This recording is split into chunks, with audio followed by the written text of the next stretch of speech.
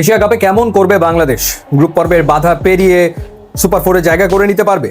Super four ডিঙিয়ে ফাইনালে খেলতে পারবে লিটন কুমার দাসের দল এবং ফাইনালে বাজিমাত করে প্রথমবার এশিয়া কাপের শিরোপা কি জিততে পারবে টাইগাররা? এমনটা আসলে বেশিরভাগ ক্ষেত্রে বাইরের যে এক্সপার্টরা আছে তারা কেউ ভাবছে না। আকাশ চোপড়া থেকে শুরু করে হার্ষা ভোগলে কেউই আসলে বাংলাদেশকে ফেভারিটের তকমা দিচ্ছে না এবং বাংলাদেশের গ্রুপ থেকে তারা বেছে নিচ্ছে আফগানিস্তান এবং শ্রীলঙ্কাকে। এখন কথা হচ্ছে আসলে বাংলাদেশের পক্ষে এবারের এশিয়া কাপে কেমন খেলা বা কেমন করা সম্ভব। কয়েকটা ব্যাপার নিয়ে আলোচনা করতে চাই। প্রথমত, এর আগে যখন বাংলাদেশ টি-20 ফরম্যাটে এশিয়া কাপ কিংবা বিশ্বকাপ খেলেছে, কখনো কি বাংলাদেশের দুজন ওপেনার এতটা ভালো ফর্মে ছিল যতটা ভালো ফর্মে তানজিদ হাসান তামিম এবং পারভেজ হোসেন ইমনকে আমরা দেখতে পাচ্ছি? যেভাবে তারা পাওয়ার প্লেতে এই বর্তমান সময়ে রান তুলছে, সেরকম ভাবে এর আগে কখনো কি বাংলাদেশের ওপেনাররা পাওয়ার প্লেতে রান তুলতে পারতো?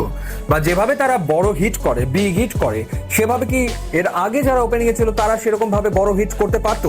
না, পারতো না। আমাদের দুই ওপেনারের ভেতরে কেউ না কেউ প্রত্যেক ম্যাচে আসলে রান করছে, একটা ভালো শুরু এনে দিচ্ছে, সেটা একটা পজিটিভ দিক। লিটন কুমার দাস নেদারল্যান্ডসের বিপক্ষে হলেও রানে ফিরেছেন, ব্যাক টু ব্যাক দারুণ দুটো ইনিংস খেলেছেন, সুতরাং তিনিও ইনফর্ম এই মুহূর্তে, অর্থাৎ টপ অর্ডারের 1, 2, 3 তারা ডেফিনেটলি ইনফর্ম। এবার আপনি আমাকে বলুন যে এর আগে কখন কোন সময়টাতে বাংলাদেশের টি-20 দলের লোয়ার মিডল অর্ডারের ব্যাটাররা এরকম বড় বড় ছয় মারতে পারতো বা কুইক রান তুলতে পারতো, যেমনটা আমরা দেখছি এই দলের জাকের আলী অনিক কিংবা রিশাদ হোসেন কিংবা মোহাম্মদ সাইফুদ্দিন কিংবা শেখ মাহাদিকে। অর্থাৎ লোয়ার মিডল অর্ডারে শেষ 5 ওভারে, শেষ 4 ওভারে দ্রুত রান তোলার সক্ষমতা এই দলের ব্যাটারদের রয়েছে, যেটা আগে আমরা কখনো টি-20 দলে সেভাবে করে দেখিনি। এত ভালো স্ট্রাইক রেটে এর আগে কখনো লোয়ার মিডল অর্ডারের ব্যাটাররা খেলতো না, এখন খেলছে।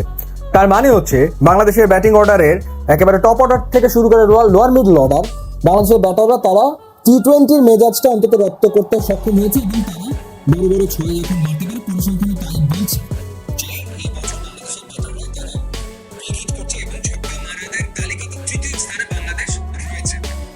বোলিং এর কথা যদি বলি, এরকম বোলিং এর ভেরিয়েশন কোন সময়টাতে বাংলাদেশ দলে ছিল? যখন দলে একজন লেগ স্পিনার রয়েছে, দলে মুস্তাফিজ তাসকিনের মতো অভিজ্ঞ বোলার রয়েছে এবং অলরাউন্ডারের সংখ্যাও বেশি। এত অলরাউন্ডার এর আগে আমরা কখনো দেখিনি। অর্থাৎ নাম্বার 8 পর্যন্ত মোটামুটি ব্যাটার। বোলিং অপশনের ক্ষেত্রে বাংলাদেশের অন্তত পক্ষে 6 জন তো রয়েছে, ক্ষেত্র বিশেষে 7 জন বোলারও হয়তো বা একাদশে দেখা যেতে পারে যারা বল করতে পারে। সো এই যে ভেরিয়েশন, এই যে অপশনস, মোর অপশনস, ব্যাটিং এর ক্ষেত্রে অনেক অপশনস এবং বোলিং এর ক্ষেত্রে এত অপশনস, এটা তো এর আগে কখনো টি-20 ফরম্যাটে বাংলাদেশ দলে আমরা দেখিনি। এবং এর রেজাল্ট বাংলাদেশ পেয়েছে। পরপর 3টা টি-20 সিরিজ বাংলাদেশ জিতলো। এর ভিতরে দুটো তো বেশ শক্তিশালী দলের বিপক্ষে, একটা শ্রীলঙ্কার বিপক্ষে শ্রীলঙ্কার মাটিতে, একটা পাকিস্তানের বিপক্ষে দেশের মাটিতে এবং আর একটা নেদারল্যান্ডসের বিপক্ষে। এছাড়াও ওয়েস্ট ইন্ডিজের বিপক্ষে ওয়েস্ট ইন্ডিজের মাটিতেও বাংলাদেশ টি-20 সিরিজ জিতেছে। তো সামগ্রিকভাবে এবারের যে প্রিপারেশন, সেই প্রিপারেশনটা বাংলাদেশ দলের ভালো হয়েছে। তো সেই ক্ষেত্রে বাংলাদেশের অবশ্যই ভালো করা উচিত। যেমনটা বলেছেন জাকের আলী অনিক, যেমনটা বলেছেন লিটন কুমার দাস, যেমনটা বলেছেন তাসকিন আহমেদ, তারা সবাই একটা কথাই বলেছে যে বাংলাদেশের লক্ষ্য এবার আসলে চ্যাম্পিয়ন হওয়া। এর আগে বাংলাদেশ 3বার এশিয়া কাপের ফাইনাল খেলেছে।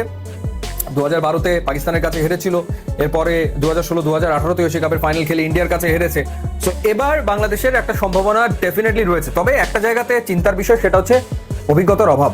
মানে এই দলের ভেতরে এশিয়া কাপে সবচেয়ে বেশি রান করা ব্যাটসম্যানের নাম তাসকিন আহমেদ, এরপরে রয়েছে শেখ মাহাদি। অর্থাৎ দলটা একেবারে নতুন। এই দলের 5 জন ক্রিকেটার এর আগে এশিয়া কাপ খেলেছে, কিন্তু যে 5 জন খেলেছে তারাও সেই এশিয়া কাপগুলোতে ধারাবাহিকভাবে একাদশে ছিল না। বলা যায় একরকমের একটা নতুন দল নিয়ে বাংলাদেশ এশিয়া কাপে গেছে এবং এই তরুণরাই বাংলাদেশের ভরসা। আবার এই তরুণদের অনভিজ্ঞতা বাংলাদেশকে ভোগাতে পারে। তারপরেও এবারের এশিয়া কাপে বাংলাদেশের ভালো করার উজ্জ্বল সম্ভাবনা আসলে রয়েছে।